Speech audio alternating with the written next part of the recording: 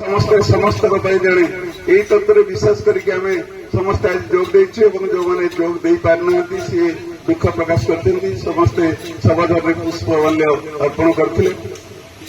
କହିବାକୁ ଚାହେଁ ଏଇ ଅଳ୍ପ ଦିନ ତଳେ ତାଙ୍କର ଦେହ ବହୁତ ଖରାପ ହେଲା, ମୁଁ ଶୁଣିବାକୁ ପାଇଲି ଏବଂ ଦେଖା କରିପାରିନଥିଲି, କିନ୍ତୁ ମୋତେ ଫୋନରେ ସେ କହିଲେ ଆମର 26/1/26 ଆମର ପ୍ରତିଷ୍ଠା ଦିବସ ପାଳନ ହେଉଥିଲା ଖଗେଶ୍ୱର ହାଇସ୍କୁଲରେ। ସେ ଯାଇକି ପହଞ୍ଚିଲେ ଏବଂ ସେ କହିଲେ ଯେ ମୁଁ ଭାଇ ଆଉ ମୋ ଦେହ ପରମିଟ୍ କରୁନି, ମୁଁ ଆଉ ସଂଘର ସଭ୍ୟ ପଦରେ ରହିପାରିବି ନାହିଁ, ମୋତେ ମୋର ଅଂଶଧନ ଫେରେଇ ଦିଆଯାଉ। ମୁଁ କହିଲି ହଁ ଫେରେଇ ଦିଆଯିବ, କିଛି କଥା ନାହିଁ। କିନ୍ତୁ ତାଙ୍କୁ ଡାଏସ୍ ଉପରକୁ ନେଇ ଦିଆଗଲା। ଡାଏସ୍ରେ ଗୋଟେ ମାନେ ଯୋଉ ଉଚ୍ଛ୍ୱସିତ ସମ୍ବର୍ଦ୍ଧନା ଦିଆଗଲା।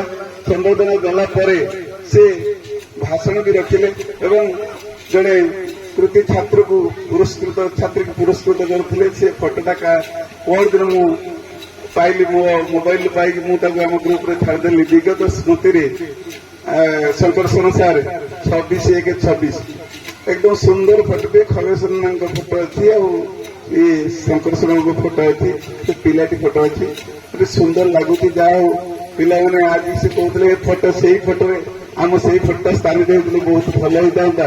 ଯାହା ହଉ ମୁଁ ଏଇ କଥା କହୁଛି, ସେଦିନ ସେ ତାଙ୍କ ଭାଷଣରେ ପ୍ରକାଶ କଲେ ନା ମୁଁ ଆଜି ଦୃଢ କଣ୍ଠରେ କହୁଛି ମୁଁ ଶିକ୍ଷକ କଲ୍ୟାଣ ସମିତିରୁ ଅବ୍ୟାହତ ନେବେ, ମୁଁ ରହିବି।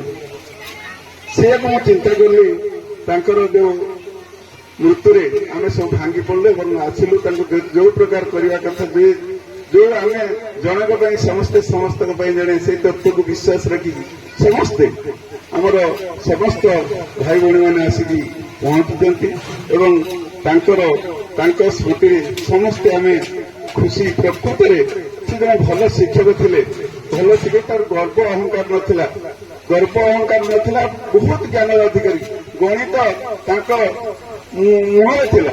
ଗଣିତରେ କୌଣସି ଏମିତି ଅସାଧ୍ୟ ଜିନିଷ ନଥିଲା, ସେ ଗଣିତ କୌଣସି ସମାଧାନ କରିପାରିବେନି। ମୁଁ ତାଙ୍କୁ ପାଖରୁ ଦେଖିଥିଲି ଏବଂ ସେ ପ୍ରବଳ ଆତ୍ମବିଶ୍ୱାସ ଥିଲା ତାଙ୍କର। ପ୍ରାର୍ଥନା କରୁଛି ତାଙ୍କୁ ଶକ୍ତି ପ୍ରଦାନ କରନ୍ତୁ, ଏଇ ଦୁଃଖକୁ ସହିବା ପାଇଁ ଅସୀମ ଶକ୍ତି ପ୍ରଦାନ କରନ୍ତୁ। ଆଉ ମଧ୍ୟ ମୋ ପାଇଁ ସ୍ମୃତିଚାରଣ କରିବାର କିଛି ନାହିଁ। ଯାହା ମୁଁ ଭାବିଥିଲି ସ୍ମୃତିଚାରଣ କରିବା ପାଇଁ ବା ଯାହାକୁ ଉପସ୍ଥାପନ କରିବା ପାଇଁ ଚାହିଁଥିଲି ସମସ୍ତ କଥା ପ୍ରାୟ ଉପସ୍ଥାପିତ ହେଇସାରିଛି। କିଛି